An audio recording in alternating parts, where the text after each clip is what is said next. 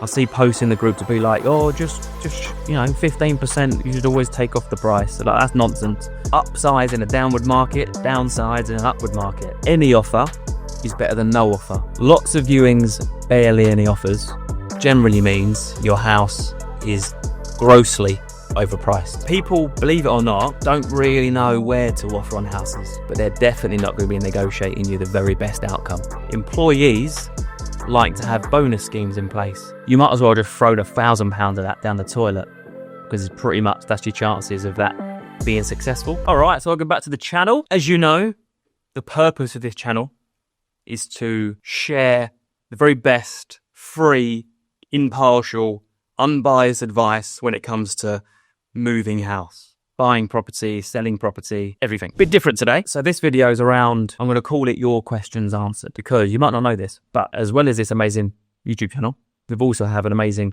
Facebook group called the UK Property Advice Community. If you're on Facebook, go and join it. I'll put the link in the description. It's an incredible growing community. I think it's about 30,000 members in there. And the purpose of it and why I set it up was, again, just like this channel, is to give people great advice. The Facebook group is more peer-to-peer advice. So people that have moved house share experiences and advice of someone else that's moved house. I think it's a really good idea. But in this video, what I'm going to do is answer. We get hundreds of questions per week in the group. And I'm going to share my answer or my response to a few of the questions. I've picked a couple at random. So the first one, we'll pop it up on screen. The first one that someone posted in the question is being offered 20k less than asking price standard in the current market? Lots of viewings, barely any offers. Now, the market don't lie. So my response to that, I'm guessing this poster is on the market at the moment.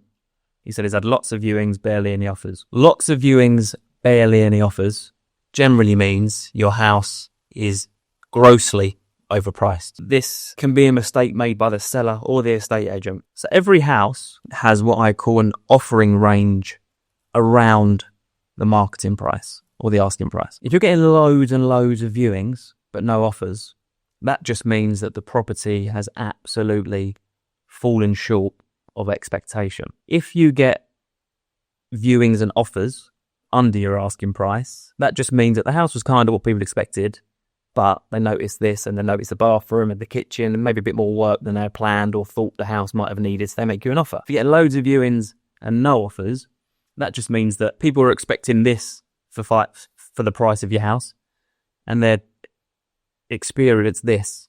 It's the kind of gap between expectation and reality is just way too wide. People, believe it or not, don't really know where to offer on houses.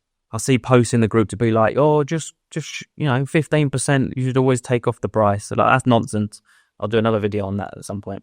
But house at 500, I would say 475 is probably the reasonable offering range. Someone won't feel shy to offer 25 grand under asking price. But people might also offer over asking price if it's come to market recently and it's getting a lot of interest on that kind of stuff. It's not unusual. To answer the question, it all depends.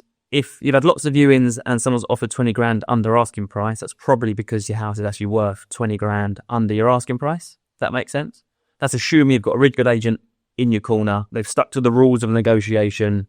You can download that on our website. By the way, I'll put a link in the description. There's some fundamental rules that your estate agent should be sticking to when receiving offers and negotiating offers. But to answer your question, is being offered 20 grand less than asking price standard in the current market? That's standard in any market.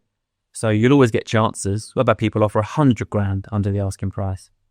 They're only asking the question and the answer can be no. But you want offers. Your agent needs to be using this strategically now to be like, the next person that books a viewing, your agent should be sharing that the property's recently received an offer. They should not be sharing how much that offer was. Any offer is better than no offer. It gives your agent the chance, if they're good and you've chosen correctly, hopefully, like all our agents are Power Bespoke, they'll be certified in advanced negotiation. A 20 grand under asking price offer is a starting point, and your agent then should be negotiating to get the highest price. Let me go to the next one. This is all too common, I see this. So this was an anonymous participant. Decided today to ditch Yopa. Big mistake choosing their buy now, pay later. I wasn't well and didn't read it properly. Basically, sell or not, I pay them. Now with another agent, so I'm crossing everything because I found my dream home and he won't consider offers unless I'm proceedable. Online agents, pay upfront agents, let's talk about those. Free estate agents, let's talk about those. All in the same little thing. Don't use them. I'll tell you why. 2 reasons. If you pay them up front, there's absolutely no incentive for them to get the best outcome for you. Yeah, they might chuck a few buys through your door. Yeah, they might receive a few offers for you, but they're definitely not going to be negotiating you the very best outcome because there's no incentive for them to do that. They've been paid already. Why would they? Humans like an easy life where possible. What you should be doing is doing what this lady's done now. I'm assuming she's a lady. And that's choosing a really good, no sale, no fee, pay on completion estate agent. Only pay them a fee once they've achieved the outcome that enables you to pay them that fee. Whether they're 1%, 2%, 5%, the percentage doesn't matter because you only pay it once they've achieved you a price that enables you to pay it. So it's really important to make sure that choose an agent that's paid on success, paid on doing what they've said they're going to do. And if they don't do it, they don't get paid. Unlike the pay up front agents where you pay them anyway, flick it on Rightmove. That's about it. The other issue is 50% of people who do pay these companies £1,000, £2,000, £3,000, £4,000 up front end up losing it and then having to go and get a full service estate agency and pay them the full service fee. Imagine this. It's a bit like, let's say you've got, because by the time they're low, sell your house for £1,000 up front is usually the kind of carrot. You then upgrade to floor plan. To have a floor plan is X amount of money. You upgrade to better pictures.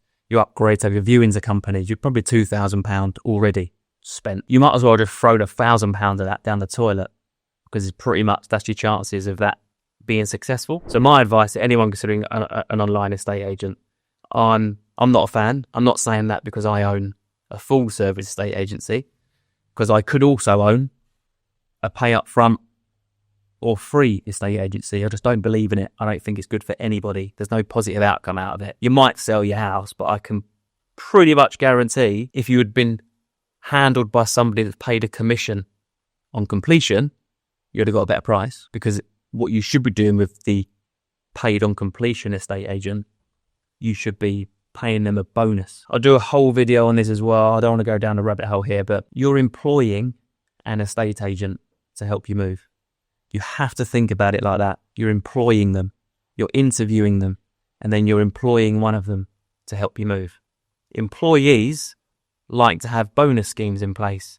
Employees like to have motivating remuneration packages, which means you should be offering your agent a performance fee. Don't say to your agent, what's your fee? And they say, 1.5%. And then you say, can you do it for 1? Don't drive them down on fee. Say to them, great. If you can get me under offer in 4 weeks, I'll pay you 1.7%. I'll be the agent. You want your property being the one that everyone in the office wants to sell. Don't sell with upfront, paid upfront. The free estate is even worse because they'll market your house for free. They'll charge you X amount for solicitors. You have to use their solicitors that are generally quite crap, but they earn 600 quid from the referral. And I could do a whole video on that as well. I reckon Panorama will be around soon discussing that. Here we go. This is a really good one. This question, is it true to say that in a buyer's market where prices are being reduced, that is a good time to upsize? Or is that just estate agent talk? Whoever gave you that advice is a brilliant estate agent. Let's say prices are falling. Let's say the market's tough and the prices are falling. Let's say the market is falling 5%. And let's say you currently own a £300,000 property and you're looking for an extra bedroom, maybe moving to nearer a school, and you're going to need to spend, you think, around 500 grand. Here's what happens. That minus 5% on 300 grand is 15k, right? So you've lost. Oh my God, the market's fallen. I've lost 15,000 on the value of my property. But you're upsizing. So you want to get to this one. And that 5% drop on 500,000 is 25,000. Wow. We're now £10,000 better off for moving whilst prices are falling. The estate agent that gave that advice is a really good estate agent. In reverse, if you're downsizing, you should be downsizing in an upward market. Let's say your house is £1 million. You want to wait until the market goes up 10%, then you're worth 1.1 million, but you're buying at 500, and then the market's gone up, so you're buying at 550. You're still 50 grand better off. So upsize in a downward market, downsize in an upward market. And what's important here as well, 10,000 quid on high interest rates is a big saving over the course of the lifetime of the mortgage and probably the monthly payments. So absolutely, that's great advice. Upsize in a buyer's market, downsize in a seller's market. Hope that helps. There's a quick Q&A from the UK Property Advice Community Facebook group. I'm going to keep doing these because I really enjoy them.